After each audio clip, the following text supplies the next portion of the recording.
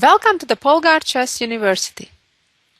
In this lesson, I'd like to tell you about some closed positions from my own personal experience, and I'll show you two of my games that I played a long time ago, back in 1980 actually, both of them. Here is the first game that I'd like to share with you. We reached this position after 11 moves, and I had the white pieces, and it was my turn. As we can see, the pawn structure in the middle of the board is completely closed, and that greatly determines the needs of the position.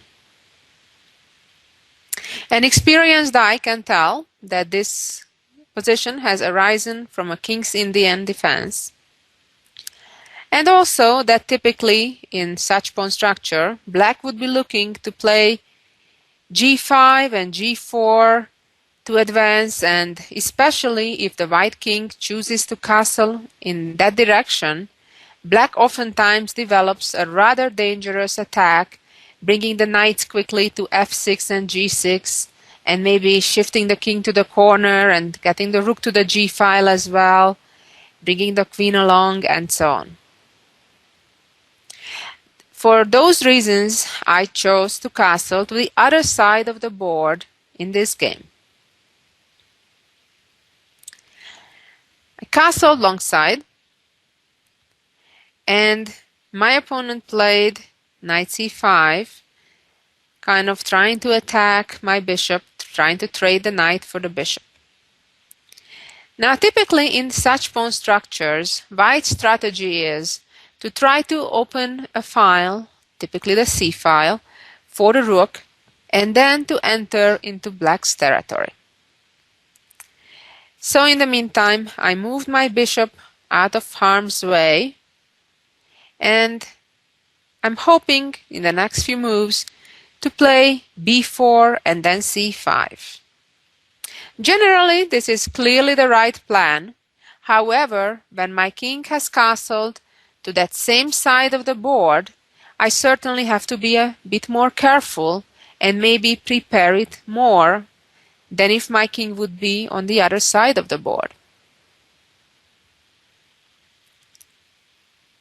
My opponent went on an attack and was trying to open the A and B files by playing b5. Of course, the attempt to try to win a pawn would fail because my pawn on a2 would also be hanging. Let's go back. Therefore, in this position, I played a somewhat risky-looking move. I played b4 to chase the black knight back.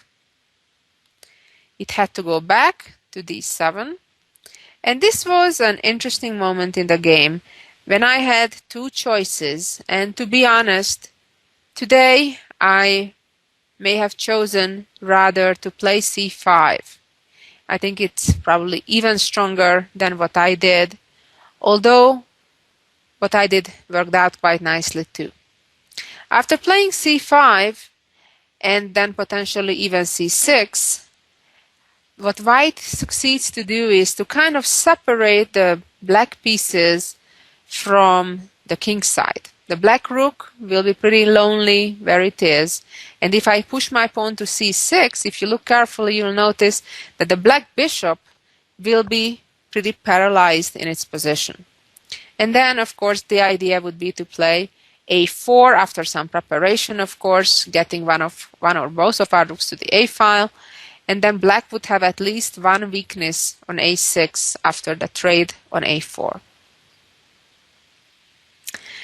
Instead, I chose a different route that also gives white a significant advantage. I traded on b5, of course, understanding that I'm not winning a pawn at the moment because I need to waste time to protect my a2 pawn before the b5 pawn would be in danger. And my opponent played bishop a6, protecting that very pawn. And now it's time to improve the position of my knight on e2 that at the moment wasn't doing too much productive. So the knight is aiming to go to b3 and then to a5, and then it's quite visible that black has a weakness on the c file in the c7 pawn. I could double up my rooks against it, and I will have a lovely outpost potentially on c6, and as we'll see as well in the game, the b5 pawn can always become a target. Here my opponent made a mistake that cost him a pawn right away. He played knight b6, and it's so important that even in close positions to always look out for tactical opportunities. And in this particular position is one of those. And here I traded my bishop for a knight to create double pawns for my opponent, and then immediately put pressure on the weak b5 pawn, and black can only protect it one more time, and then after queen e2 that pawn is lost. Perhaps my opponent didn't realize the fact that losing that pawn is that important. Maybe he was even looking forward to it since my king is on that same side of the board. However, in this case, I have enough pieces to successfully defend my king, considering the fact that the black bishop is completely out of play, and the black knight on e7 is also hard to see how it would become active anytime soon. My opponent responded by playing rook fc8, attacking my knight, and I simply captured the pawn since that's what I was going to do anyway. Came bishop takes knight, and bishop takes bishop. And came queen c7. And now activated my knight b3, and here my plan is to basically follow the general principle. When you're ahead in material, even if it's just one little pawn, trade pieces, go for the endgame, create a passed pawn, and win. And that's exactly what I did. My opponent played queen a7, and here we go. Let's try trading pieces. As we said, when I'm ahead material, every trade generally helps me. If black would want to avoid a trade, then I would get control of the open file. So black is in a tough choice. Played bishop f6, and here we go. Rook trades, and here comes the second rook trade. Again, if the rook moves away from the file, then I would occupy that c file also with my queen, and then at the right moment would enter on c7. Instead, my opponent did trade the rooks, and I recaptured. Came queen c7 and queen c2. At this moment, it was perhaps slightly better to move the queen away from the trade, at least hoping for some checks, or, well, if not perpetual check, but at least some complications keeping the queen on the board. Typically, try to follow the general principles, such as when you're behind in material, do not trade pieces. I bet the rationale between why my opponent was going to trade all the heavy pieces was because he hoped that the fact that we have opposite colored bishops would give him good drawing chances. Black's other problem here is, besides being a pawn down, that his king is too far away from my a-pawn. That's very likely to become a passed pawn within just a couple of moves. Came knight c8, and here we go. The pawn is ready to roll. It's about to advance to a5, which my opponent for the time being was trying to prevent. And then I'm bringing my knight along to support the advancement of the a-pawn. And came knight a7. By putting pressure on my bishop on b5, of course, that prevents the advancement of the a-pawn. But I have time to move it away simply. As we can see now, the black knight cannot move. So black is rushing the king to the other side, but not fast enough. Knight d2, And I repositioned my knight to c4, not only to help the advancement of the a pawn, but also putting pressure on the d6 pawn, and most importantly, to support the advancement of the b pawn, as we'll see in just a minute. Came king d7, and now finally time to break through. And now not to recapture on a5, because then it would be rather hard to chase away the knight from a7, which would be blocking the a pawn's path, but instead, in a way, sacrificing a pawn, not recapturing the pawn, and playing b5. Now the threat is clear to play b6, and then the pawn would be unstoppable.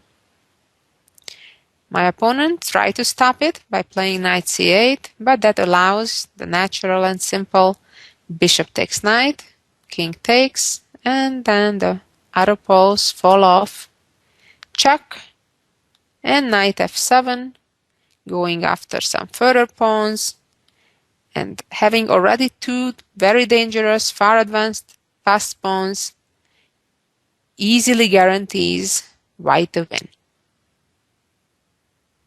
I continued with king b3, king e6, and b6.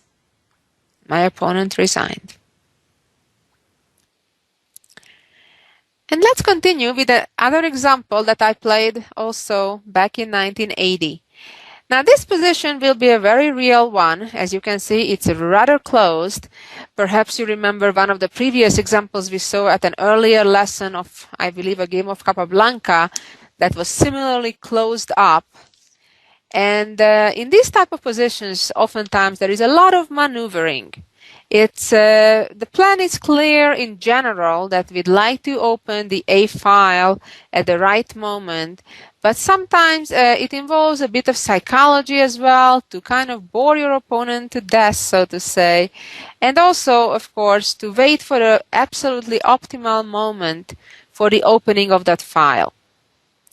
White pretty much never has to be afraid of the trade on A4, that is black trading on a4, because that would result in the weakening of the a6 pawn after white recaptures, and then can always play bishop to f1 and just double up the two rooks and in fact triple up with the two rooks and the queen against that pawn. With the help of the bishop from f1, black will be pretty helpless. So the good news is in such situations that white pretty has a free hand to maneuver as long as he or she wishes. It's also quite obvious that white has space advantage because the c5 and e5 pawns are further advanced than black's pawns on the c and e files, and also it's clear that the black bishop on b7 could just as well be called a tall pawn. And also the fact that the difference between the bishops, considering the pawn structure with all those black pawns being on the same color as their bishop, gives a typical situation of a good bishop versus bad bishop scenario. Well, let's see how I continued here. For a few moves, the plan was straightforward, but then I was a little bit hesitant on how to proceed. So for now, I optimized the position of my knight, bringing it to b3, and then to double up my rooks by playing rook ea1.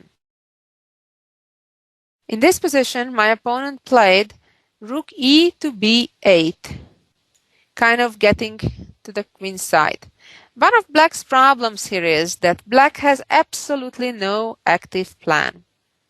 Even if black at some point would play f4, for example, I could simply push through and again prevent the knight from activity through either f5 or h5.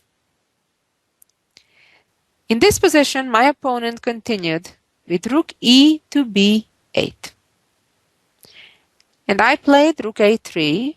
This is preparing that in the future I want to triple up on that a file.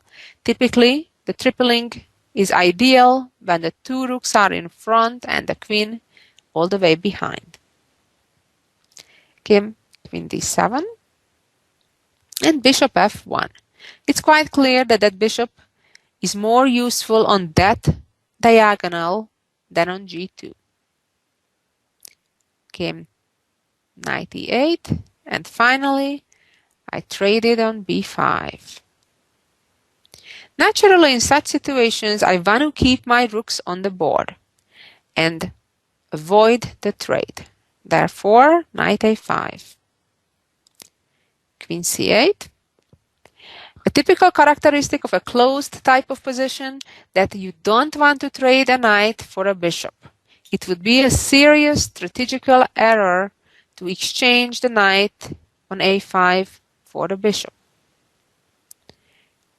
I continued with queen d2, king g7.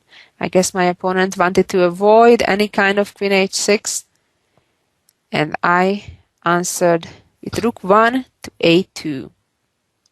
He played h6, queen c1, knight c7, and finally the tripling arrived. Although at this moment it doesn't result an immediate threat. And this was the stage when the maneuvering really started without an obvious clear threat for a while. My opponent just made waiting moves with his king. I was trying to position myself, seeing the scenario that all of the black pieces are on the queen side, that maybe I'm able to combine threats on the queen side with opening maybe the g file on the king side.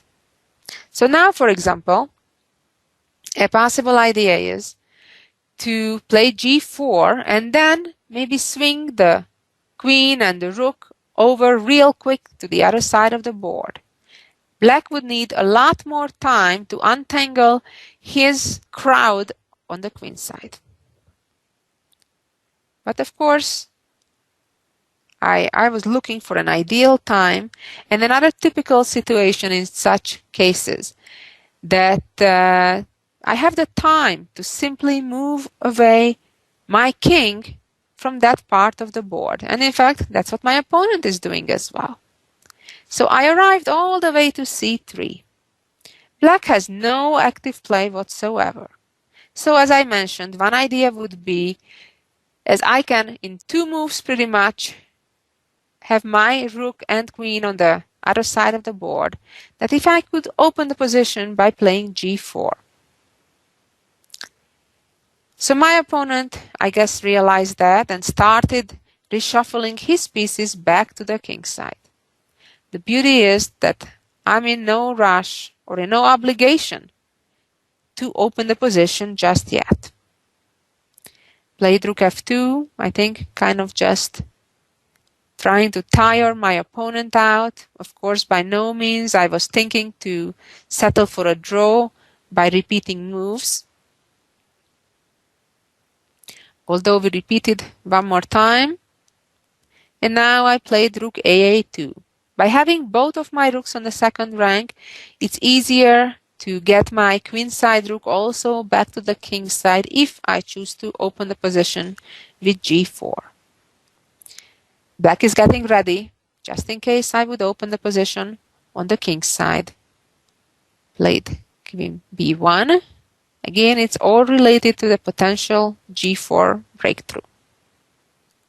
Came queen h7 and rook a3. Change my mind, I want to go back to the queen side. You may think that all of this is silly, but you would see this even in games of some of the best strategic players such as Petrosyan or Botvinnik or others, that sometimes there is a series of moves that seems to be without an idea, but sometimes, as they say, the threat is more dangerous than the actual execution. And it kind of grinds on the opponent when he or she is solely on the defense and has to defend on both sides of the board. And I'm simply waiting for the right psychological and tactical moment to strike. Came rook f to b8, and again I went back to king side again, back and forth. Also remember that in those days time controls were a lot slower than they are today, and I believe the next time control was at move 56, and I just wanted to make sure I have more time to calculate a potential sacrifice or breakthrough. So a few more moves of kind of back and forth, making my opponent believe that there is no danger, I'm just making random moves. With all reality, that's not the case. And we're back, getting back, and here is when finally we're ready for action. The black pieces are no longer ideally located. There is a disconnection between the two black rooks.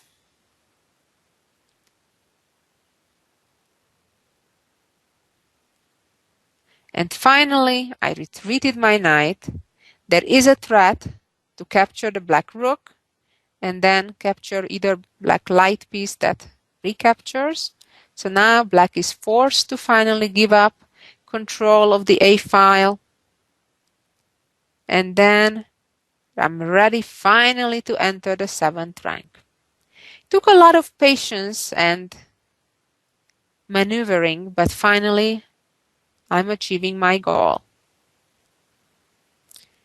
Queen b6. Attacking the bishop, and finally action time. Bishop takes b5. If black recaptures, queen d6 check wins.